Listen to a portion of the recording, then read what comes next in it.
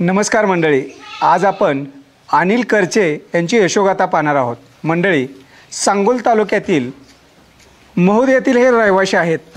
यांचा भाग हा थोडा दुष्काळी पट्ट्यामध्ये मोडतो आणि पाणी अगदी अत्यल्प कमी आहे. अशा परिस्थितीत यांनी शेतीला जोडधंदा म्हणून गाय पालन केलेले आहे. आज यांच्या शेडवरती 65+ गायी आहेत आणि याचं व्यवस्थापन हे स्वतः करत आहेत.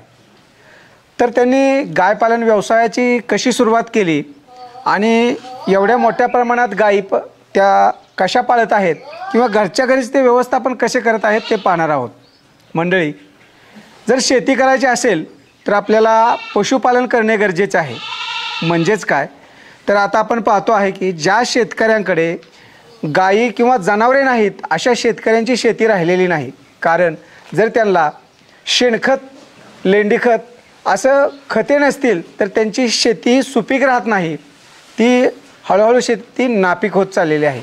तर एक अभ्यासक असे म्हणतात की जर का तुमच्याकडे 20 एकर शेती असेल तर तुम्ही 5 एकर शेती जनावरांसाठी ठेवा आणि त्यांच्या चाराची उपलब्धता त्या 5 एकरामध्ये करा आणि पशुपालन करा आणि त्यांचा जो काय शेणखत असेल ते शेणखत शेतीला वापरा, तरच तुमची शेती टिकणार आहे. अन्यथा तुमची शेती निश्चितच नापीक होणार आहे. अनिल सोमनाथ करचे, आपलं गाव मूळ माळशिरस तालुक्यात धर्मपुरी म्हणून नातेपुते धर्मपुरी गाव. 2009 साली आपण इथं खरेदी घेतली आणि तिथनं मोहर आपण काय केलं, इथं 2009 साली खरेदी घेतल्यानंतर 2011ला इथं आपण राहायला आलो. इथं आल्यानंतर ना परत आपण तरकारी चालू केली, रानाची डेव्हलपमेंट केली जरा थोडीशी आणि क्षेत्र 2014ला केलं. तरकारी केली 2-3 वर्ष, परत डाळिंब लावली, 3000 झाडं लावली डाळिंबीची. पण ही तेलकट, मर रोग याचं काय जमलिंग व्हायला लागलं जरा थोडंसं होईना. नंतर परत ती बाग काढून टाकली आणि जर्शा गाया केल्या आपण. एक 5-6 गाया घेतल्या पहिल्यांदा आणि त्या 5-6 गायीच्या आपल्या वाढत गेल्या. आता 2024 आहे, जवळजवळ 60-65 गाया झाल्या त्या आपल्या सगळ्या. आता आपल्या 30-35 गायासारख्या चालू असते त्या. 20-25-30 कालवडी आहेत आपल्या आता सध्याला. त्यातनं 13-14 कालवडी भरलेल्या आहेत त्या, 10-15 कालवडी बारीक आहेत त्यात अजून. म्हणजे 12च्या मापाला काय 5 आले ते, काय थोड्या बारीक आहेत अशा मोठ्या माग आहेत त्या. 25-30 कालवडी आहेत आणि 35 गाय आहेत त्या मोठ्या आपल्या.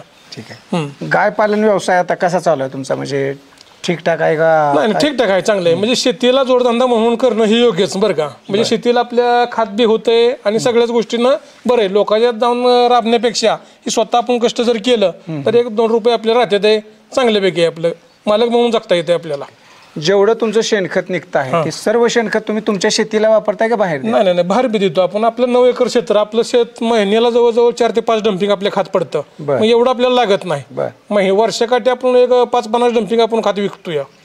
पण मला सांगा, ज्यावेळेस आता तुम्ही पूर्वीपासून शेती करताय, जर शेणखत आपण शेतीमध्ये वापरलं तर कितपत आपल्याला उत्पन्नामध्ये फरक पडतो? नाही, उत्पन्नाला बऱ्यापैकी फरक पडतो. कारण कसं होतं, हे रासायनिक जे टाकून क्षेत्र म्हणजे रानं सोही झाली जरा थोडी म्हणजे खराब झाली. पिकं एवढी व्यवस्थित येत नाही. ती खतानं काय होतं, चांगलं पीक येते जोमात अगदी मस्तपैकी. बरोबर. आणि आम्ही कुठली दुसरं बरोबर वर खात त्याला काय घालतच नाही.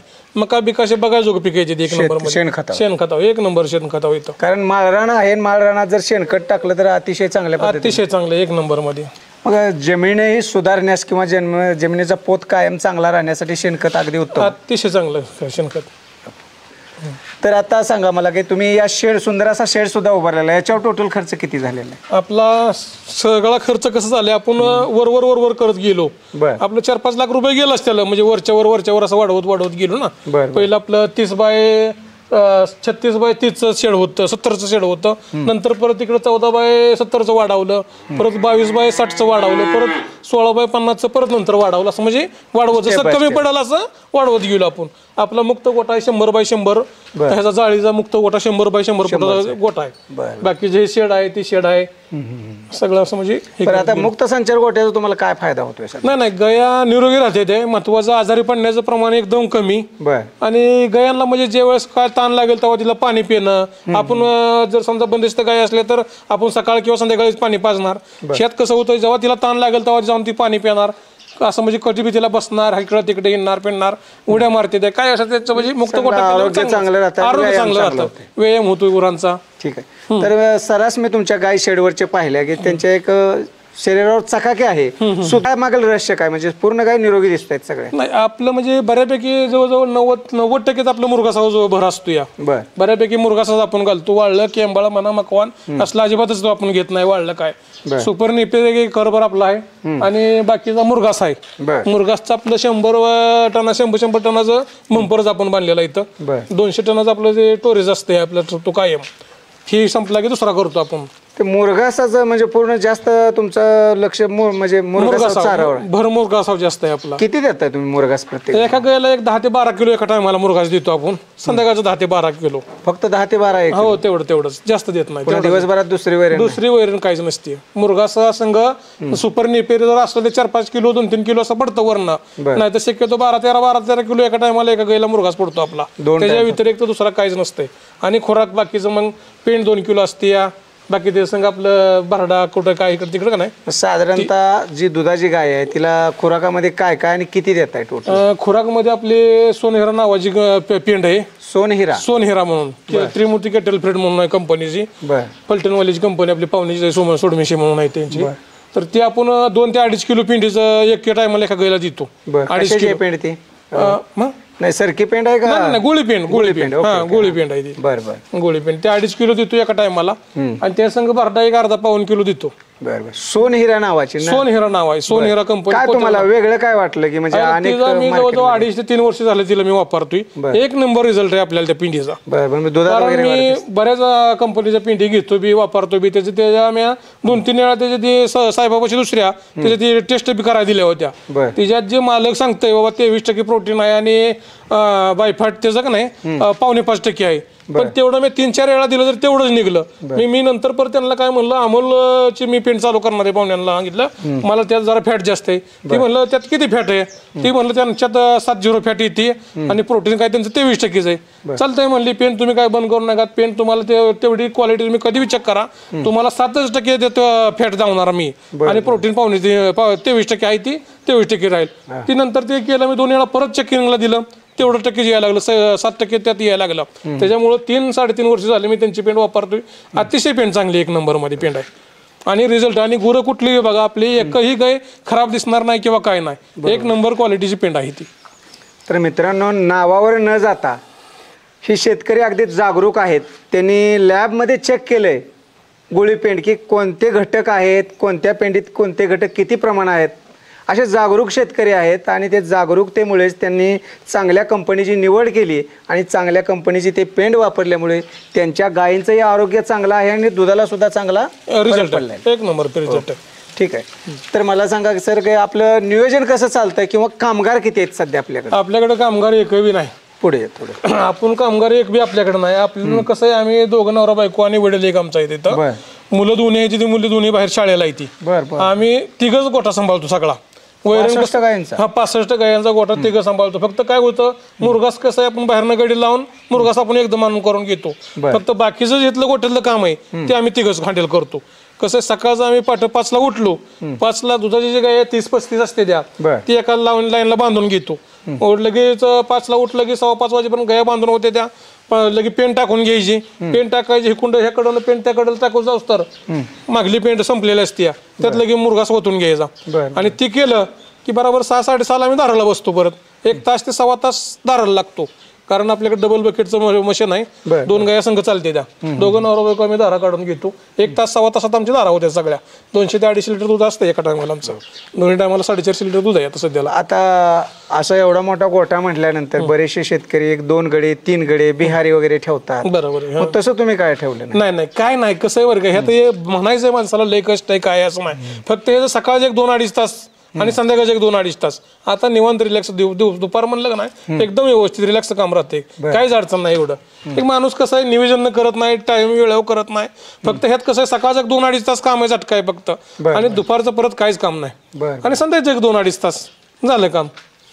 आणि गडी जर म्हणलं तर गडी भरपूर पैसे घ्यायचे ते 15,000-20,000 रुपये महिन्याला म्हणते ते. आणि ही 60 टन 65 गाया ऐकलं की एक गडी तर राहू शकत नाही. 2 गडी म्हणलं तर 15,000 म्हणलं 30,000 रुपये त्यालाच गेलं. जी काय आपल्याला समजा बाबा ज्यात हे होणार आहे ते आपण जर थोडं तास 2 तास जर केलं तर काय त्या पैसे घालवायची काय गरज नाही ना. आपलं आरोग्य चांगलं राहतंय. ठीक आहे. तर आता टोटल कलेक्शन दुधाचं किती होते तुमचं? आता आपलं बघा 250 ते 240 ते 45 लिटर एका टायमाला दूध आहे आपलं आता सध्याचं. बरं. दोन टायमाला 450 पावणे 500 लिटर दूध आहे. आता सध्याला दर जरा थोडं कमी येतं, 29 रुपये आपल्याला दर बसतोय आता. बरं. 3, 5, 8, 5, 29 रुपये दर आहे. ठीक आहे. मग आपलं साधारणतः महिन्याकडे टोटल दुधाचं किती बिल निघतं किंवा 10 दिवसाला किती निघतं? आता 10 दिवसाला आपलं 1,40,35 आता ह्या दराला दर निघतोय 10 दिवसाला. म्हणजे महिन्याचं साधारणतः 4 आठवडे म्हणलं तरी महिन्याचे 3 आठवडे होते आता. 3 महिन्याचे 3 आठवडे धरले तर 4-4.5 पर्यंत जाते आपल्या दोन्ही टायमात म्हणजे महिन्याचं बिल. बरं. असं होतंय. ठीक आहे. आणि पेंडीला एक आपलं 70-80 पोती लागते आपल्याला पेंड. बरं. त्याच्या 1 लाखाच्या वर पेमेंट होतं त्यांचं. ती सोडलं आणि बाकीचा भरडा बिरडा इकडे तिकडे सोडलं तर 1.5-2 लाख रुपयात ते आपला खर्च 1.5 लाखाच्या आतनं भरडा अधिक पेंड हे सगळं होतंय. बरं. आणि 1 लाख रुपयाचं वैरण धरायची. बरोबर आहे. झालं. मग बाकी ह्यात व्यतिरिक्त खर्च कुठला नाही आपला. टोटल नफा महिन्याला एक तुमच्या 1 कॅल्क्युलेशन लाख ते 1.5 लाख रुपये राहतात आपल्याला महिन्याला. होय अधिक शेणखत वेगळं. शेणखत वेगळं आपलं. होय. ठीक. तर या व्यवसायामधून तुम्ही काय प्रगती केली म्हणजे गायीच्या उत्पादनावर असं काय मोठी कामं वगैरे? नाही बऱ्यापैकी झालं आपलं. आपण दूध घालायला गाडी नव्हती, दूध घाला जिथं गाडी घेतली, परत कटर घेतला, बंपर बांधलं 3-3.5-4 लाख रुपये घालून मुरगासाला. परत अजून घराचं काम चालू केलं 40-45 लाख रुपये आपल्या घराला जातात. चालू केलं समोरचा बंगला आपण आता चालू केला. म्हणजे ह्या गरवांच्या ह्याच्यात आपल्या दुसरं काही सोर्स नाही. फक्त आता हे शेतीत म्हणलं तर आपल्या चित्राबासीवर आपण दुसरं काय करत नाही. ह्या दुधातल्या धंद्यावर आपलं हे चाललंय असं म्हणायचं. काय सांगाल की गाय पालनाने तुम्हाला चांगले दिवस दिले? नाही गाय पालनानं चांगलं दिवस आणलं आणि खरोखरच चांगलं आणलं. फक्त लक्ष देऊन करणाराचं 1 नंबरमध्ये धंदा आहे, काय अडचण नाही. फक्त कुठल्या गायनं खाल्लं नाही, कुठलीनं वैरण कुचामली, पेंड खाल्ली नाही, कुठलीनं काय, त्यावेळेस लगेच ट्रीटमेंट केलं की त्या गायला काहीच होऊ शकत नाही. बरं समजा आज ह्या गायनं खाल्लं नाही, उद्या याला बघू म्हणलं त्याचा विषय संपला. मग असं होतंय ना. मग तिला परत का वेळ होणार, कुठं काय होणार, मग ती असं हे होत जातं चित्राबाला. ह्या गुरांना कसं संध्याकाळी आता पेंड खाल्ली नाही म्हणलं की तिला लगेच ताप चेक केला पाहिजे, ते आजार आहे का डॉक्टरला बोलावलं पाहिजे, हे असं ट्रीटमेंट केलं पाहिजे लगेच. आता गाय पालन तर तुम्ही केलेलं आहे, पण यात तुम्हाला काही गोष्टी अशा आहेत की तुम्ही गावाला 1-2 दिवसासाठी 3 दिवसासाठी जाऊ शकत नाही, अडचणी होते? नाही 100% म्हणजे बऱ्यापैकी कसं होतंय आपल्याकडे गडी नसतोय, स्वतः आम्ही करत असल्यामुळं आम्हाला गावाला जाता येत नाही. आणि जरी समजा दुपारच्या टायमिंग मध्ये गेलंच लय बाबा काय इमर्जन्सी काय असेल तर 4-4:30-5 वाजेपर्यंत आम्हाला कसल्यापर्यंत माघारी यावंच लागते. असा विषय होतो, कारण धारा काढण्याचा दुधाचा याचं जमलं जुळत नाही असं होतंय. काय सांगाल की आता ते तुमच्या एवढ्या गायी सुंदर सुदृढ आहेत, तर याचं तुमचं वैयक्तिक लक्ष असणं हेच कारण आहे म्हणायचं? लक्ष हे चांगलं गुरांना दिलंच पाहिजे तर चांगल्यापैकी राहते गुरं, काय अडचण नाही. तुम्ही म्हणतात की 6 गायापासून एवढ्या गाया तुम्ही तयार केलेल्या, तर आता जे मग तुम्ही बाहेरनं तर विकत घेतले नाही? अजिबात नाही. 5-6 पाड्यांचं संगोपन नेमकं तुम्ही कसं केलं एवढ्या? लहानपणापासून ज्या वेळेस गाय पाडी जलमली की तिला 2-2.5 लिटर एका टायमाला आम्ही 2-2.5 लिटर दूध ठेवतो तिला. 1-2-2.5 महिने दूध ठेवायचं. महिनाभर झालं की महिन्याच्या परत खायला पेंड लागली की ती 12 अगरूज आपण काप टाटर म्हणून पेंड घेतो.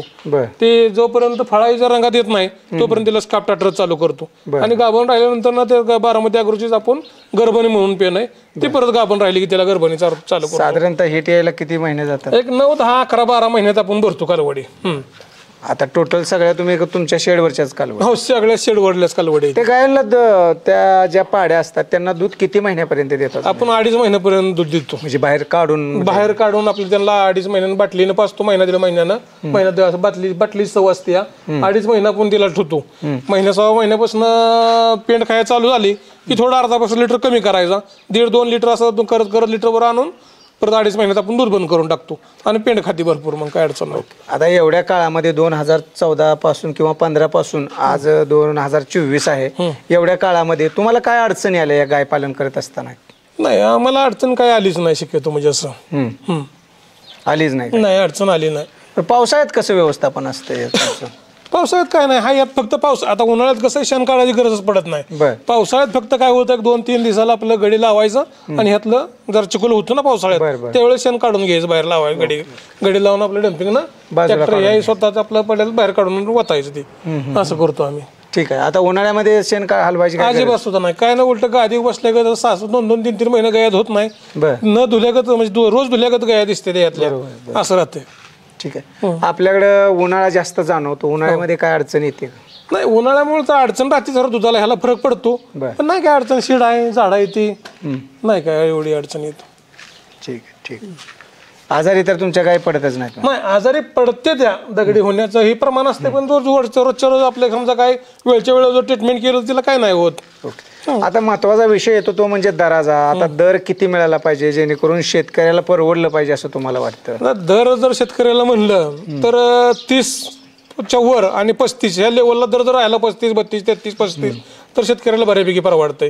आणि 27, 28, 20 रुपये जर दर असेल तर त्यात काय परवडत नाही चित्राबाद गायांना असं होतं. आता हे दर कमी होण्यामागे तुम्ही एक शेतकरी आहे, दूध उत्पादक आहे, काय कारण असतील काय सांगाल? आता काय आता तसं सांगता येते का? शासनाचं काय सांगता येते का? आता मध्ये दर होता ते म्हणले अनुदान मिळेल, 5 रुपये अनुदान मिळेल म्हणून चालली भूमिका केली. अनुदान करा म्हणजे आंदोलन करायला लागली होती माणसं. ती त्यांनी शासनानं बंद पाडलं, केलं की म्हणले बाबा 5 रुपये तुम्हाला दर अनुदान म्हणून देईल, खात्यावर येईल, असं होईल. सगळं टॅगिंग केलं, कुठं कोणी काय काय केलं, पण काय अजून काय झालाच नाही कुठलाही असा विषय. शासनानं नुकतं गारच दिली पाडली माणसं शेतकरी वर्ग. म्हणजे आता एक दुसरा एक विषय येतो तो म्हणजे शेतकऱ्यामध्ये एकता नाही. शेतकऱ्यांनी सर्व दूध उत्पादकांनी उठाव केला तर निश्चित दूध दर वाढेल 100%. हो 100% होईल, होणे गरजेचं आहे. आणि तसं व्हायला पाहिजे. तर पण आता आपण मुरघासाकडे वळूया.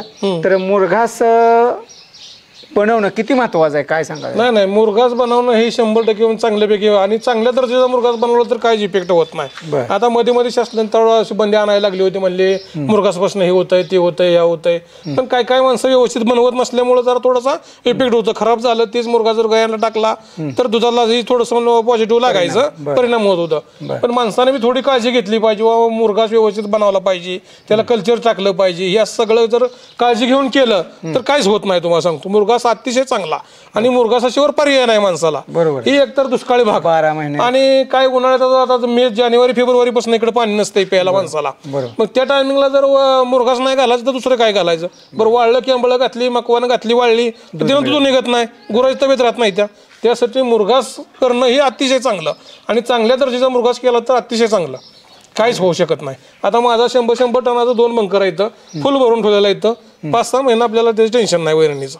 पावसाळ्यात पुन्हा एकदा म्हणजे पावसाळ्यात 2 वेळा का आता आपल्या मे मध्ये आपण पिकाव करतोच मिरगाच्या टायमिंगला. ती मका लगेच 2-2.5 महिन्यात येतीच मुरघास. वर्षातून 100 टनाचे 2 वेळा करतो. 2 वेळा करतो आपण. म्हणजे जवळजवळ 200-400 टन तुम्ही मुरघास. 400 टन 400 टन आपला मुरघास होतो. आणि जर असं मला मका मिळते तर बाहेर बी मिळले की आपण 1 एकरावं असं 2 एकरावं असं टनावर आपण मका घेतो. ते बी आपलं चालू असतं. ओके, असा विषय. आता एकीकडे पाहतोय आपण दर कमी होत चाललेले आहेत. तर नवीन दूध उत्पादकांना जे करू इच्छितात यांना काय सांगाल तुम्ही? नाही धंदा करायला चांगलाच आहे. करून खाणाऱ्याला काय कुठलं बी करू द्या. त्यानं जर निष्ठा देऊन जर कुठल्या गोष्टीवर जर एक निश्चयानं जर धंदा केला मग काही बी करू द्या. पण त्यानं मनापासून केलं पाहिजे. तर मनापासून त्यानं जर केलं तर ते धंदा कुठला बी करू द्या चांगलाच आहे. पण उगं केला मग करतो म्हणाय करायचं हे गावात जायचं त्यानं बघायचं नाही. पण त्याचे काय धंदा आहे काही असला कुठला बी धंदा करू द्या. मग मनापासून केला तर ते चांगला धंदा. कुठल्या धंद्यात जर लक्ष देऊन केलं तर चांगलाच आहे धंदा असा विषय. करणाऱ्यानं केलं तर अतिशय चांगलं आहे, काय अडचण नाही कुठल्या धंद्यात करणाऱ्याला. तर शेतकरी बंधूंनो, हे होते अनिल करचे. मंडळी जवळजवळ 400 टन मुरघास बनवतात आणि फक्त घरातील 3 माणसं 65 गायाचे संगोपन करत आहेत. तर हे त्यांनी साध्य कसं केलं? तर त्यांचं गमक आहे मुरघास. कारण एकदाच मुरघास बनवल्यानंतर तो डायरेक्ट त्या बंकरमधून आणायचा आहे आणि गायींना द्यायचा आहे 2 वेळेला. आणि थोडाफार हिरवा चारा असेल तर आणि खाद्य द्यायचं आहे. या गोष्टी केल्या तर निश्चितच त्यांची वेळेत बी बचत झालेली आहे आणि उत्पन्नही चांगलं घेत आहे. शेतीला जोडधंदा म्हणून निश्चितच प्रत्येकाने गायपालन किंवा म्हैसपालन किंवा कोणतेही पशुपालन केले पाहिजे. धन्यवाद सर. नमस्कार.